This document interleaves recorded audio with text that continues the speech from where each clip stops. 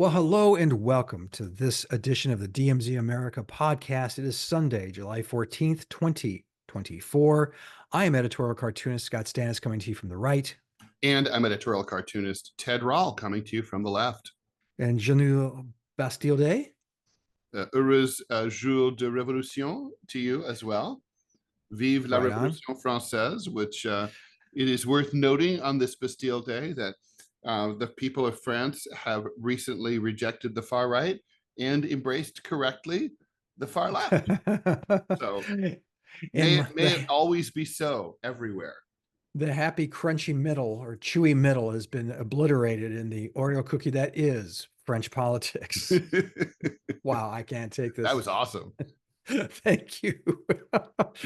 Well, let's get obvious. We should have gone with like a French pastry kind of analogy here, like the sweet custard of centrism has been defeated by the strong external crusty exterior of the croissant of the left. Yeah, but at least the Le Pen and her kind were denied the crust. I don't know where to go with this, Ted. Yeah, so scrumptiousness.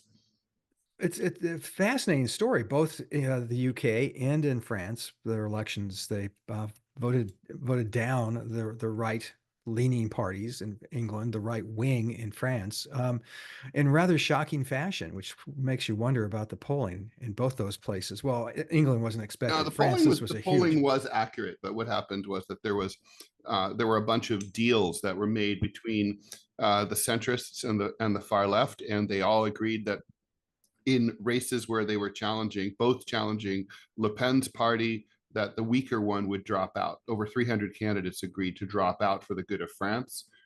Just the way that you see the same selflessness here in American politics. Yeah. So obviously there's only one story in the news this morning.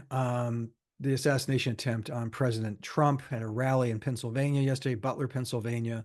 The shooter, I was just looking at maps because I'm still trying to, it's amazing how slow these details are coming out. But the shooter was from a hill from pretty far away. And if it was a handgun, he got close. It was a rifle. Was it a rifle? Was it a rifle? Definitely okay. A rifle. Yeah. I mean, first of all, those were the reports, but I knew it when I heard the recording, the audio recording, that it was a rifle. I mean, that's rifle fire. Okay. They took down the shooter. There's another person at the rally who is a victim of this tragedy. I believe there were, two or three other people who were injured, including the former president who was nicked in the right ear. Mm-hmm. First and foremost, I mean, and you and I are going to be curmudgeons because that's what we are. I've been hearing a lot. There's no place for political violence in the United States.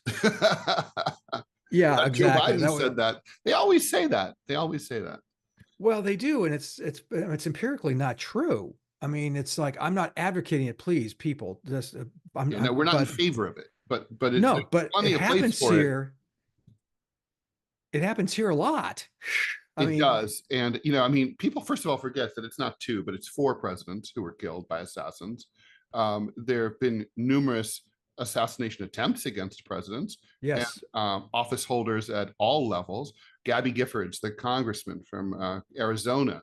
There was the guy, there was the shooting at the congressional baseball game not that long ago. 10 years ago, maybe? Yeah. And there was my personal favorite act of political violence was the caning of Senator Sumner on the floor of the United States Senate by a former senator, by a fellow senator who took offense at the fact that he had insulted the institution of slavery. So obviously, it knocked him. I mean, almost killed him. And basically, it is believed. Brutal attack. I mean, his history has it that he did not die on the scene, but he did ultimately die of those injuries. He succumbed to those injuries later. So, yeah. So don't tell me that there's no room for this. There's always been room. It's not it's not a happy guest at the political table, but not to mention the U.S. presidents themselves are constantly assassinating their political rivals overseas, or trying to. I mean, the General Soleimani of Iran, who was basically the Colin Powell of Iran, was assassinated by the United States in Iraq in, I guess, 2020 by President Trump. Um, Bush, Obama, Trump, and now Biden have all used drones to kill political enemies overseas, or tried to. Just yesterday, the Israelis, who are our proxy in the Middle East, who tried to kill two top leaders of Hamas. That's a political assassination, although in the context of a war, it's a little different. But still, they tried to kill them. They killed 90 civilians instead, or maybe in addition. We don't really know if the Hamas leaders were struck. But the point is, these are the same people who say, like, there's no room for political violence except when we inflict it, or for all the times that it happens. I mean, it's kind of like, maybe they just need to come up with a different linguistic construction. They could just say political violence is unacceptable. That would Yes. be certainly We need to end true. it. Yeah. We need to not set up, and just show it for the ugly thing that it is. It's been interesting looking at social. We talked about this before we went on. There have been a number of people with the proper response, which is, I'm glad President, thank goodness President Trump was Yeah. not seriously And that's how we injured. feel here. Yeah. It's, I mean, it must have been really, I got to say, personally, I can relate to Trump right now, because I had this very spooky experience in 2001 of I was shot at a number of times. I mean, there was no way anybody who was there was not.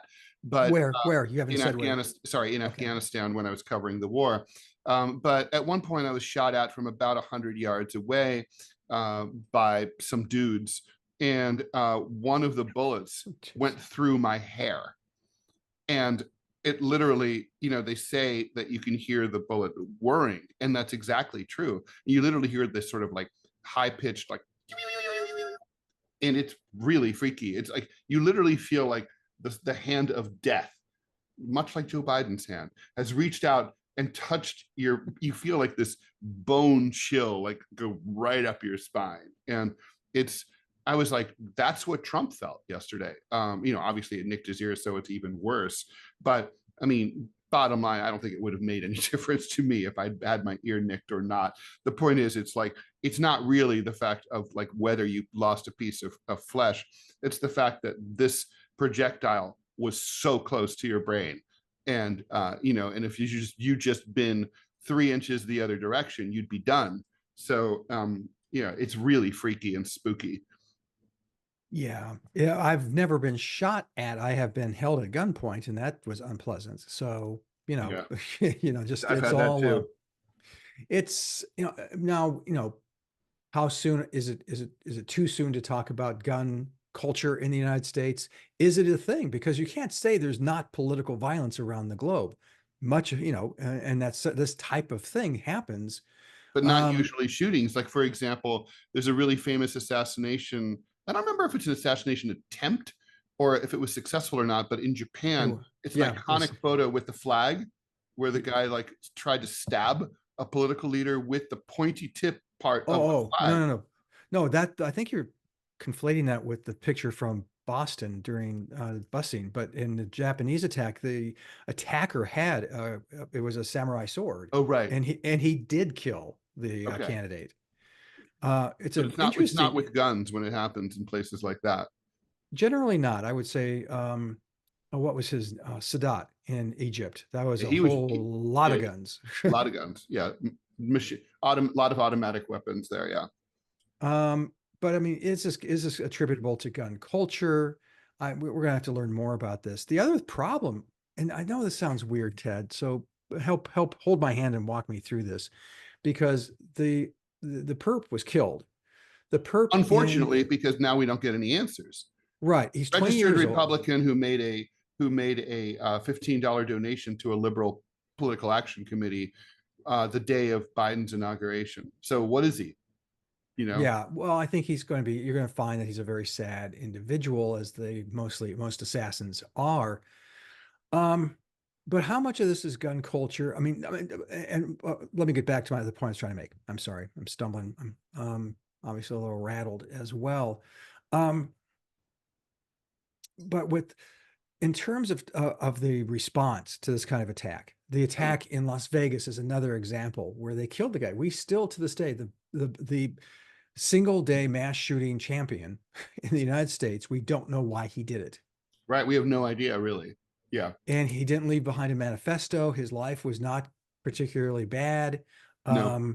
We just don't. And but he still felt he had to go to a hotel over with a room overlooking a concert and start shooting people. Yeah. Now, that's question number one. I mean, the police response of we must kill him?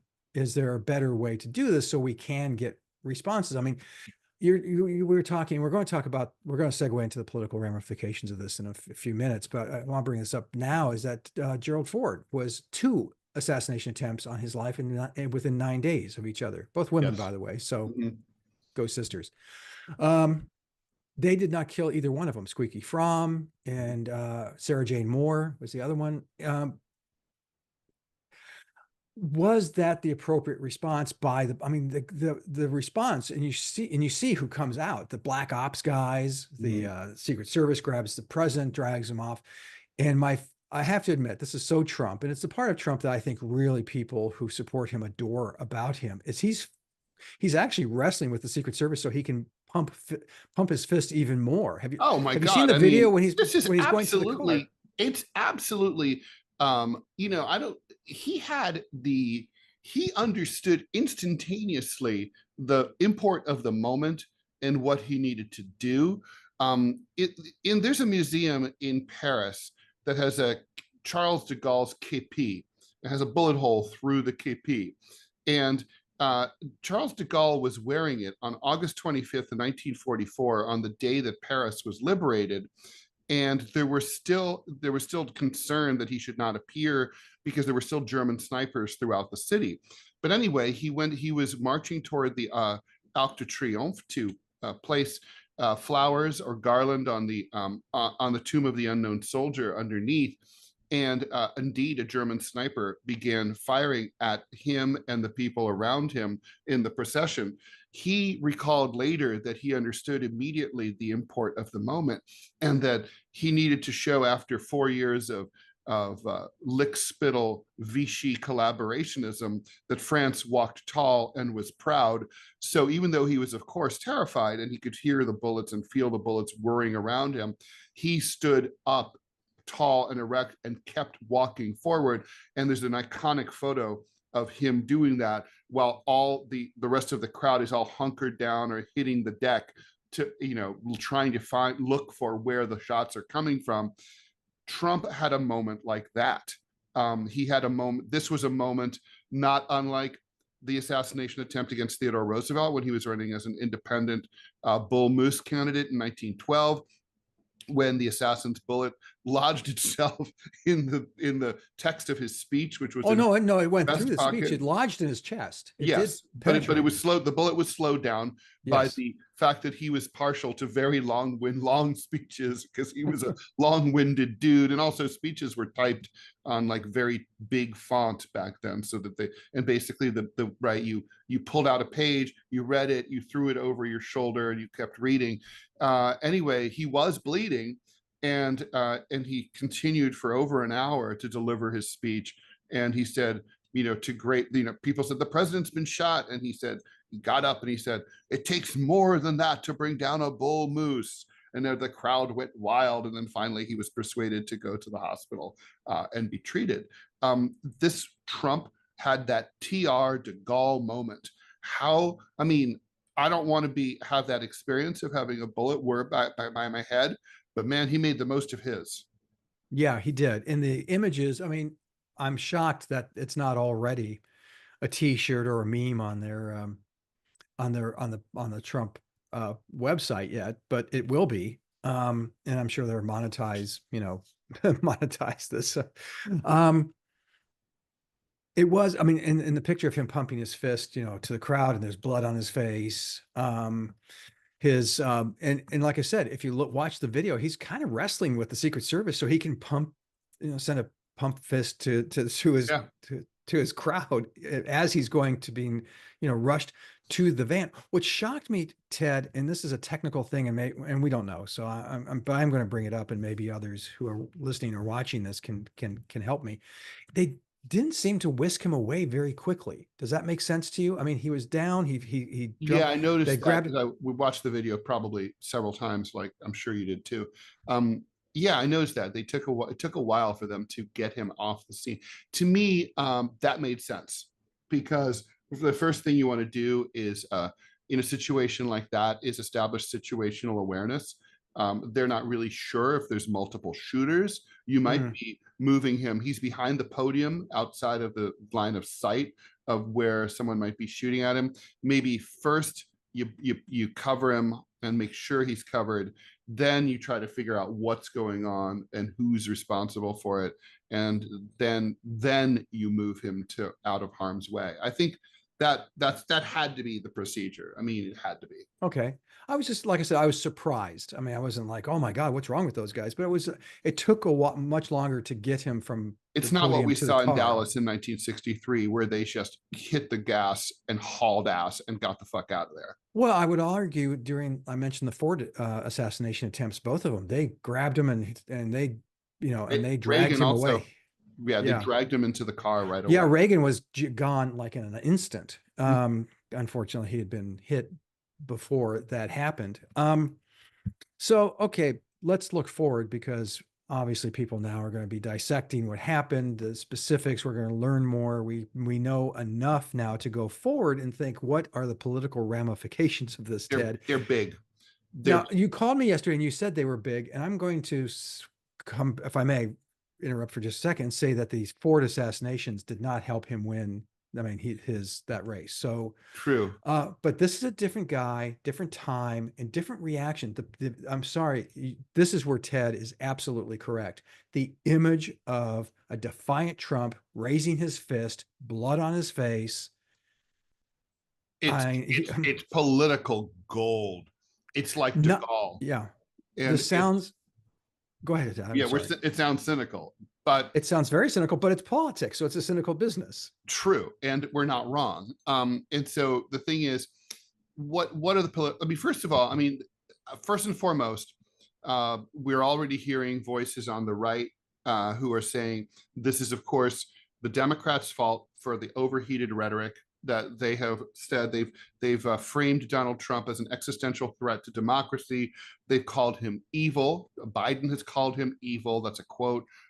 They have called. I mean, if you say this, I mean, it is true that there's been a drumbeat of attacks against Trump that have been just way over the top for the better part of really 8 years. And now Trump derangement syndrome is out of control. So whether we're not going to know really what motivated this kid unless he left something in writing, and in a way it doesn't matter. I mean, it's sort of like the Kennedy assassination was not motivated by the atmosphere of tension between the right and the left in Dallas. But even so, it's part of historical lore that somehow Dallas was a dangerous and tense place for Democrats in 1963. It had nothing to do with that. I mean, hell, Oswald was a communist, but it's the point is that Republicans will get traction when they say, look, you guys talked so much shit about this guy. It was only a matter of time before some crazy took it seriously and decided to try to take him out. That is going to be very hard for Democrats to argue against. Yeah, I think. Well, if you're going to, yeah, that's always the finger pointing, the blame game. Who caused this kid to do what he did? I mean, who the hell?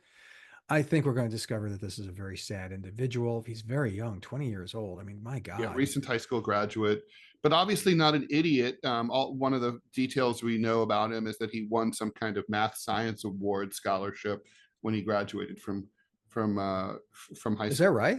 Yeah, a small one, but I mean, Okay, that's more than obviously I not a got. moron. So No, but I mean, I, And there just seems to be, I'm not sure. Again, I watched the video several times, and the video from the stand of where the pool cameras were, right?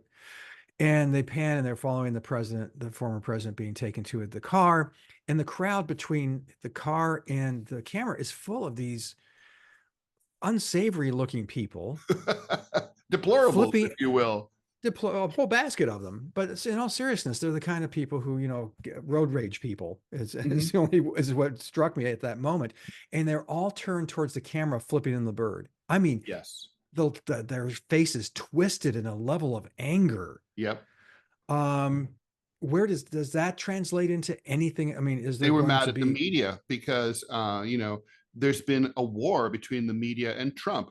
Trump, and I think it doesn't matter who started it, but clearly the media has been after Trump for a long time, and Trump's been after the media for a long time, and they're at his rallies, he will often say, like, look at those assholes over there, pointing at like the cameramen for the various networks.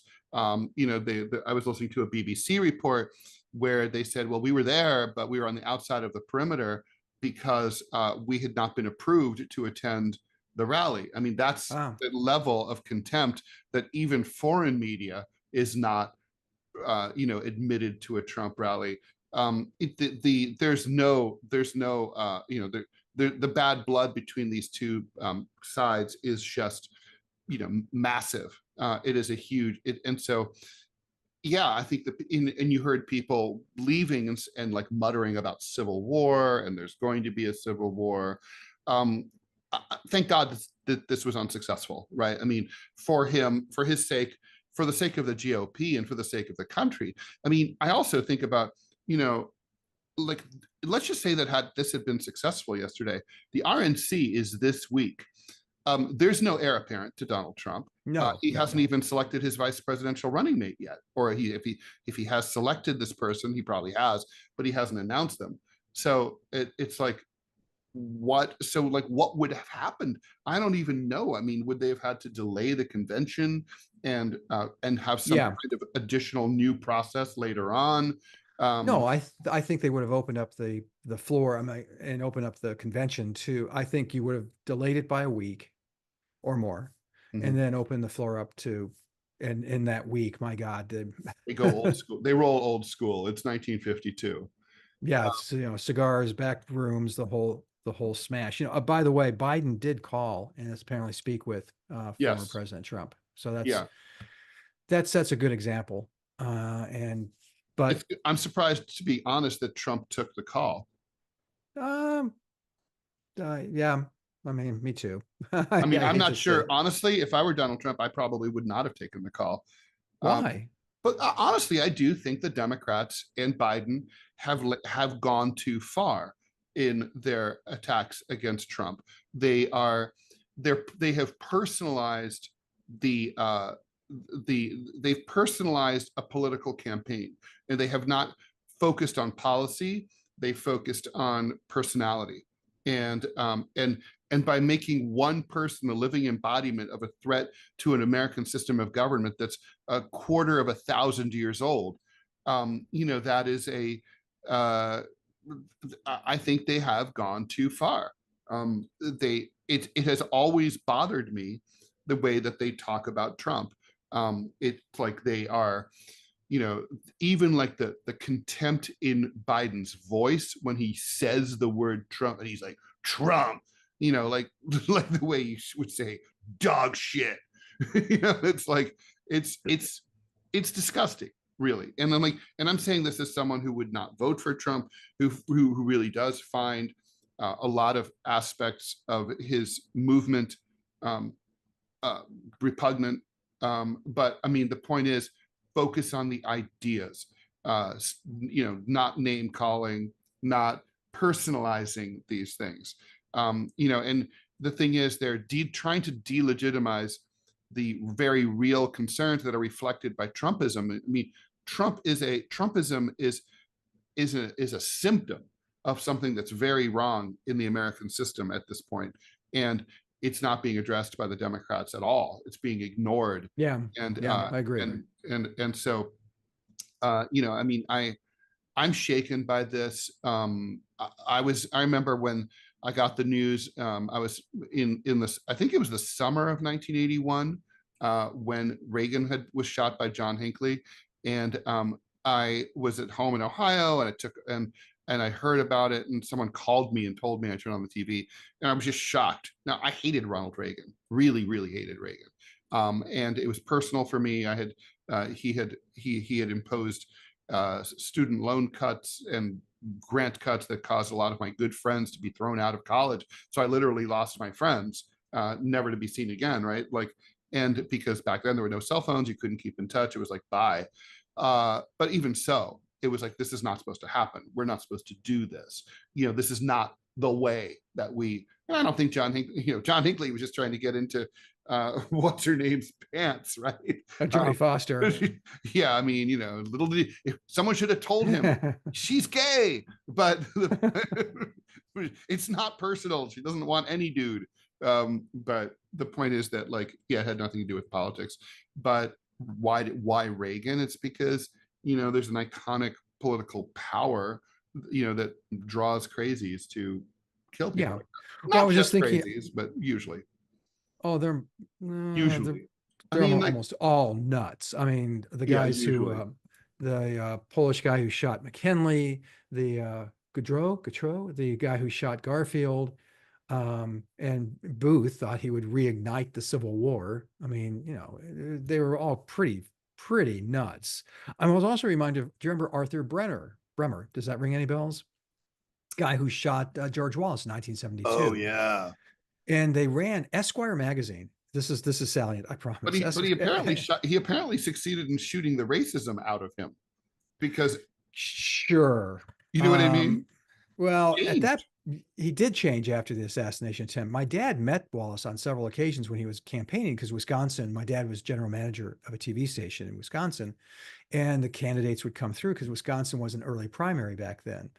But Bremer, I actually spent a great deal of time because the Esquire magazine ran Bremer's diaries verbatim, Mhm. and it gave me. I mean, I'm not sure if there had to have been a flag about me because they were voluminous. It took me literally 2 days to read them.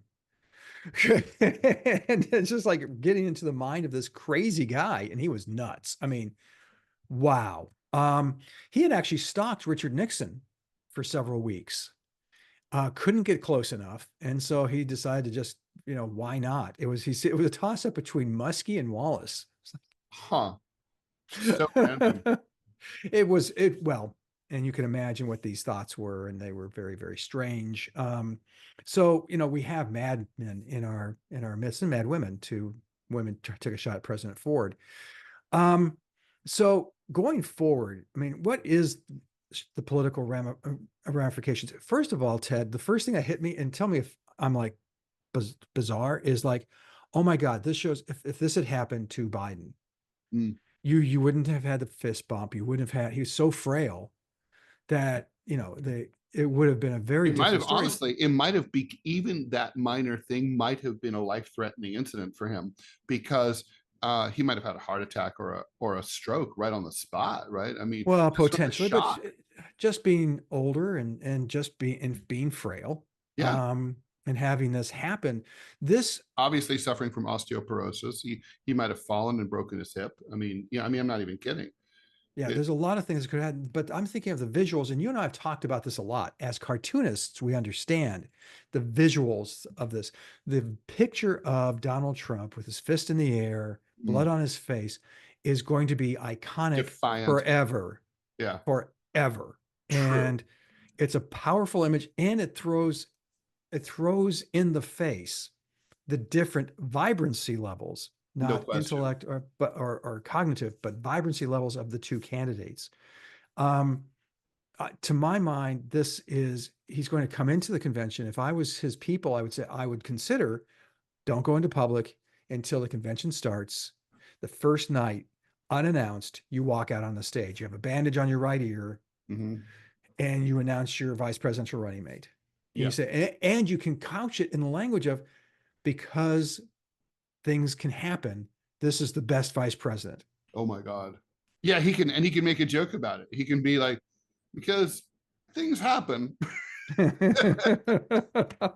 It's this could be high theater. And then what you said yesterday when you called is like game over. That would say you can't. What's the Biden campaign going to counter that with? You know, And they've had to pull, by the way, one immediate ramification is that Biden's people and their associated political action committees have all canceled their advertising and campaign ads for the foreseeable future. yeah, Obviously, they will resume, but what it means is that the RNC now has their drama. The only drama that they were going to experience this week was going to be the Veep announcement. Now the whole thing is saturated with drama, and they have it all to themselves, and the Democrats have to take a huge cup of shut the fuck up. yeah, I mean, this is a massive win for Trump. I mean, this man has the devil's luck. yeah, I mean, yeah. look at what's gone on with his legal cases. Now, even his convictions look like they're poised to possibly be to go away. Think about where his political fortunes were just a few years ago. I mean, impeached twice. It's like he's rocking it. I mean, it's amazing. Well, Somehow, man, fortune favors the bold. well, and here's the other side of this is how the evangelicals who are batshit crazy. I'm sorry, Oh there's a lot God. of them who are, and they're going to say, look, he rose from the dead. God saved him. But Yeah. God doesn't have a lot of interest in the tip of your ear, apparently. But No, don't forget when they took Jesus in the garden, one of his disciples cut off the ear of a slave. Of course, it was not even one of the soldiers, but of a slave, and Jesus healed him and said, knock it off. This is going to be spun by the evangelical and religious right. I mean, it's going to be divine who, intervention. Well, I love how they who always say, like after a tornado, wipes out. It's like, look, the cross of Jesus that was the only thing that survived the tornado in the trailer, and I'm like, God's kind of a prick. He looks out for his own iconography, but he doesn't care about your fridge or your bed or the bottle of dollar bills you had. I mean, really? That's like it's like, or maybe we should maybe next time build your trailer in the form of a giant cross, and then the yeah, tornado can't get it. that's it. That's got to be it. Um, I agreed with you. I think the immediate bump is going to be crazy. If Yeah. you were advising the Trump campaign, and okay, like I said, we're cynical. It's a cynical business. Mhm. What do you do? Okay, let me hand it to this. A, you're going to head the Trump campaign. What do you do? And B, you had the Biden campaign. How do you react to this? What's Well, if going I'm the forward? Trump campaign, I got to say, well, first of all, you're going to do everything that you already described. In addition, you're going to come up with some ads and you're going to run them relentlessly that basically show Democrats saying really mean shit about Trump. And then you're going to show it'll be like Democrats like leading to basically the brief has been that Republicans and the Trumpies have been escalating the rhetoric and saying all sorts of inappropriate shit, that they're rude, crude, and socially Yeah, unacceptable. This flips the script, gets rid of that narrative entirely. You blame, it's like, I know what I am, but what are you? You go straight to the Democrats and say, you guys are the ones who've been doing this. You're engaged in political projection and psychological projection. And so you're going to blame them. You're going to say you're Biden and you people, you almost got Trump killed. You people are dangerous. That's fucking, I would be all over that. I mean, because it would insulate Trump from the number one criticism about him.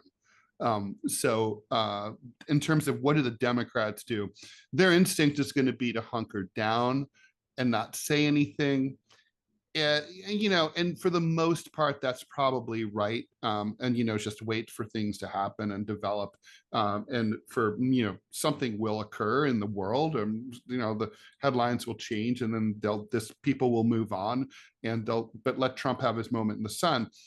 But I think Democrats need a better message than just hearts and prayers. They're going to need. They can do something about gun violence. They can say they can definitely say Republicans have been blocking gun control, even to the point where their own people are shooting at their own candidates. Like we're trying to help them. That might be an approach, but for the most part, there's not much Democrats can do. What do you think?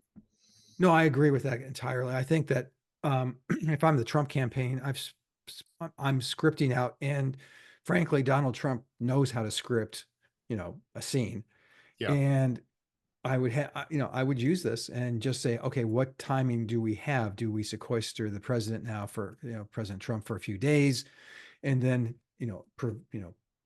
premiere him at the convention? I mean, when when Reagan didn't have a running mate, do you remember leading up to the 1980 convention, and there was talk of a Reagan Ford ticket, Mm.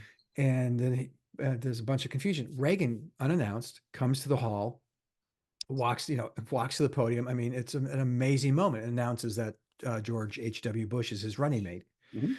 Um, I mean, you can script this now. You've been handed something where nobody was going to watch that convention, or very few people. And now all of a sudden, everybody's going to watch it. Mhm. It's going to be one of those incredible moments and you have a moment of political drama.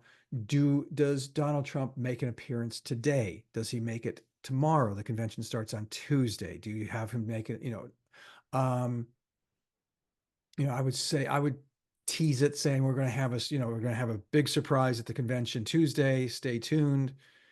So in prime time, I mean, you're going to have prime time numbers that are going to be through the roof if you do that. I would think, yeah, yeah. There's definitely ways to do that. There's going to be depending on who he picks, there's going to be the getting to know you, like videos and stuff about the vice president, the vice presidential pick.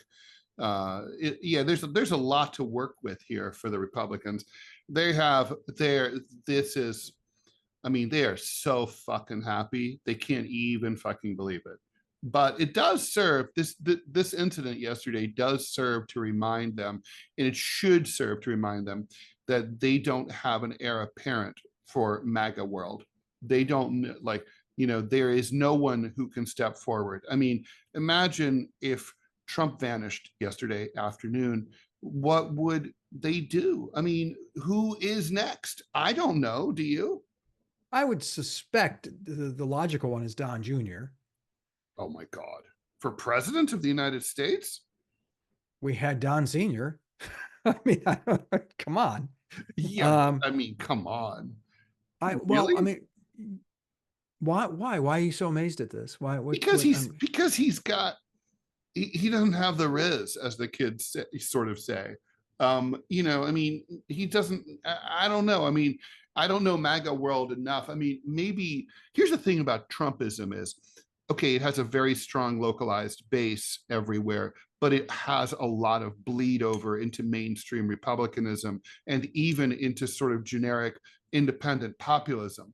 Don Jr. doesn't have those bleed overs. Don Jr. is known only in the world of the Trump rallies. No independent voters know who he is or know anything about him, and he's not going to appeal to those people. That's different. Donald Trump is a massive international known commodity and celebrity and business person going back for half a century. I mean, who the fuck is Don Jr.? Pipsqueak. I mean, like, no, I just don't think so. okay. All right. Well, who else? I mean, who else is there really? You've got the ones who are on, and you have, the afterthoughts. You have the ones who are the short list for the vice presidency. Yeah, but you're right. There is no natural uh, next person to lead MAGA world. Um, so this is, I mean, just when you think things can't get any weirder, Yeah, this we were happens. we were this was poised to be the most boring presidential election year ever. Rematch between these two old assholes. Remember that? That was going to be Yeah, boring. Yeah. yeah. Well, not so much. Let me ask you this, if I may get personal for a moment, because I've heard from other people that were deeply affected by this. First and foremost, if you think about it, we haven't had an assassination attempt in this country since, has it been since Reagan? I Well, think not a that, serious one. I mean, there's been some stupid ones like the drone attack against the White House under the little hobby drone, oh, okay. under Obama, but nothing real. Yeah, I mean, Nothing like like this. a meaningful, like it got close, right? Yeah. Yeah. So why has this affected you so much? Because I've heard from a number of friends how deeply it's affected them. Mhm. So help me understand this because maybe my age, my cynicism, I'm a little older than you, I so don't I've been know. I through mean, it's this. like this is something I need to maybe work out in therapy. But it is. I mean, Sorry. I'm not even kidding. So I don't know on a. It's hard to say. I mean, objectively speaking, do I like Donald Trump? No. Would I vote for him? No. Is he more important or special than when anyone else dies or almost dies or gets shot at? No. None of the objectively, it's no more. It's no more of a big deal than say a kid in Gaza having a bullet whiz by their head. It's the same thing. Um, and in a way it's worse for the Gazan kid because that kid didn't go looking for it, but Trump took a risk by agreeing to become a political candidate. um, that said, I think it's sophistry to say that a guy like Trump is not special by virtue of his position, his former position, the position that he seeks, his notoriety, his fame.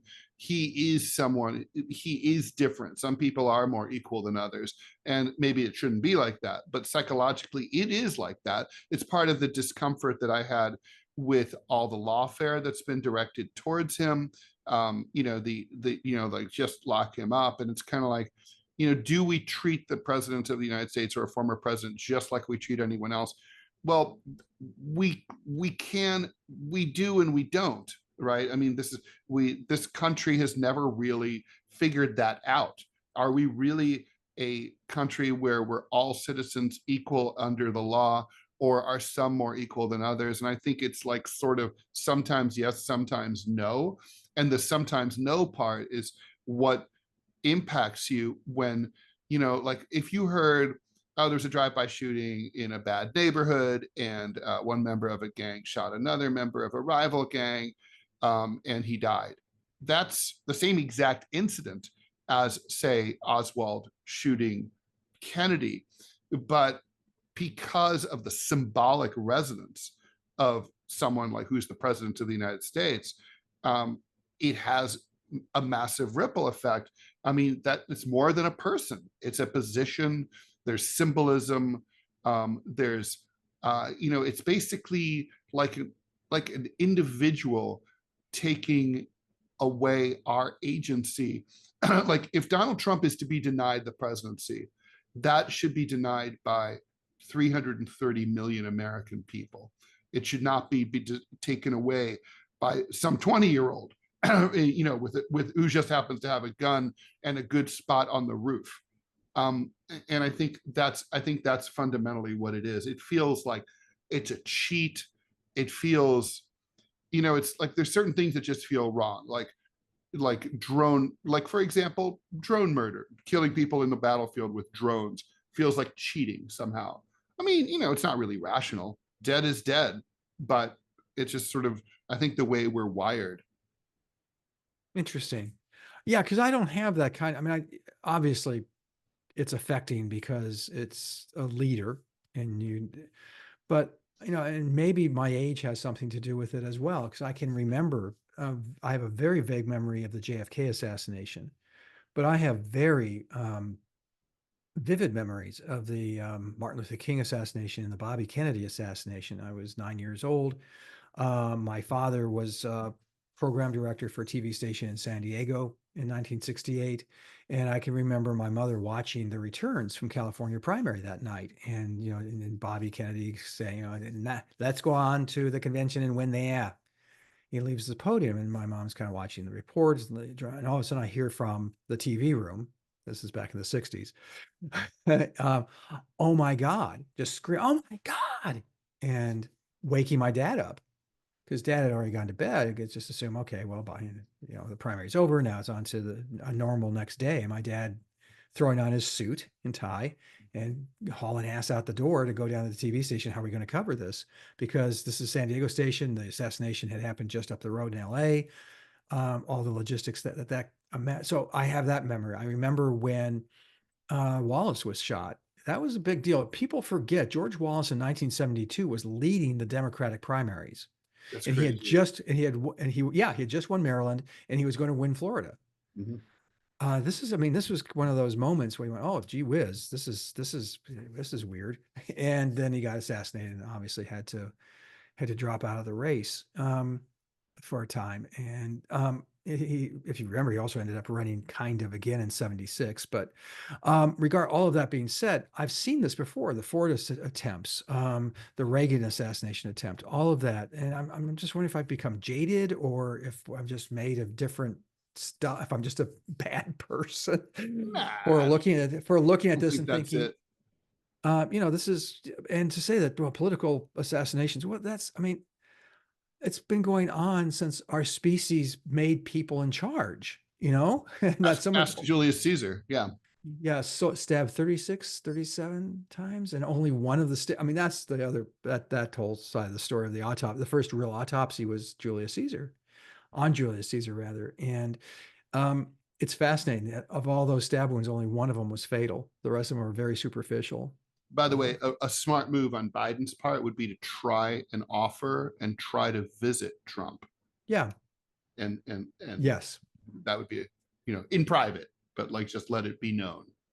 Yeah. I think it's obviously a smart move. Do you, and It'd be the right thing to do too.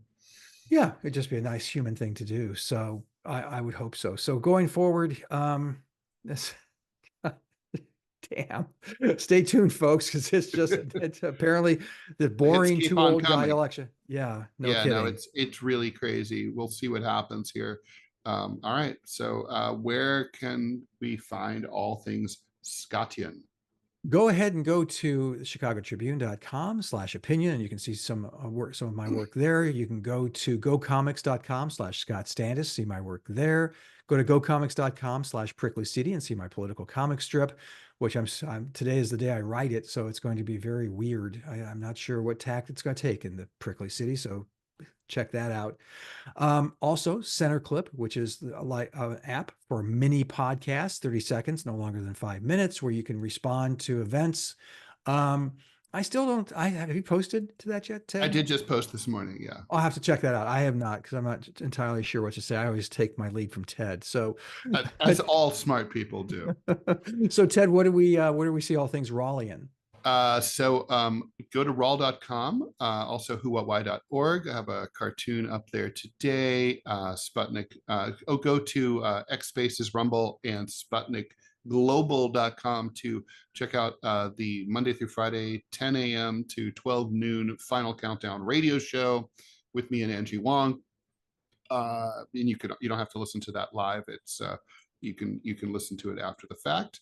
And go to gocomics.com/Ted Rall. Okay, well, there we go, folks. The Republic continues. And as does this podcast. We'll hit you with another one probably, coming up, and commenting on what happens at the RNC as it And the occurs. vice presidential pick, we'll be watching for that. Yes. What's And your we're still on prediction? Biden administration death watch day Yeah, I think this puts this day is a number gift 18. in a weird way. This is a gift to the Bidens, to that story as well, because that puts that on the shelf for a while and lets that. That's true. And the simmer was already coming down. So I think my prediction, and you're going to owe me a beer, Oh my is that God. I is know. that I know. I can't believe Joe it. Joe Biden's going to be the nominee. He will be on the ballot Holy in shit. November. And now I suspect we'll get 38% of the vote. That's, yeah, absolutely catastrophic. George McGovern, call your office. Now Um, think about this. Think about the mandate, something like that. I mean, an actual mandate hands to MAGA Nation. with the House and the Senate, of course. Yeah. Yeah. Probably not a super majority because I don't think there's enough seats open in the Senate to make that achievable. But still, a sizable, comfortable majority in both houses. They have Yeah. they control the Supreme Court already overwhelmingly. So yeah, no, yeah. might be time to make sure your passport's up to date. Yeah, Anyway. yeah. Portugal's a calling, folks. Dun, dun, dun, dun, dun, dun, dun, dun. Anyway, all right. So I will leave that. We'll leave that there. Okay. All Everyone, right. thanks for listening. Au revoir, Ted. Au revoir. À bientôt.